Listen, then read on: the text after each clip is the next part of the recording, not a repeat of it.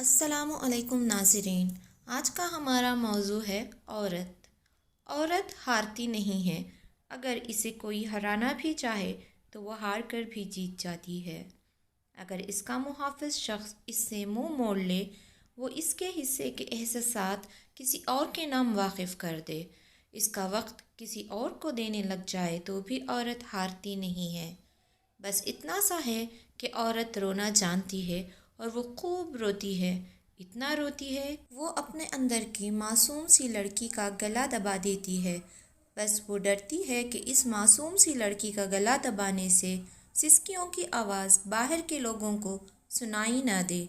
وہ اپنے راز کو راز رکھنے کے لیے آنسو بہاتی ہے، اتنے آنسو کہ وہ اپنے اندر بنے قبرستان میں اس لڑکی کو اکیلے ہی دفنا آتی ہے۔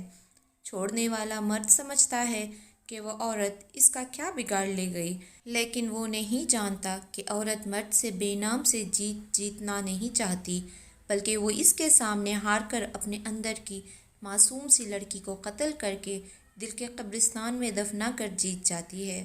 عورت مرد سے محبت کرنا نہیں چھوڑتی، بلکہ وہ اس محبت کی مکمل حقدار بن جاتی ہے، اور مرد اس عورت کو چھوڑ کر محبت کرنا ہمیشہ کے لیے بھول جاتا ہے۔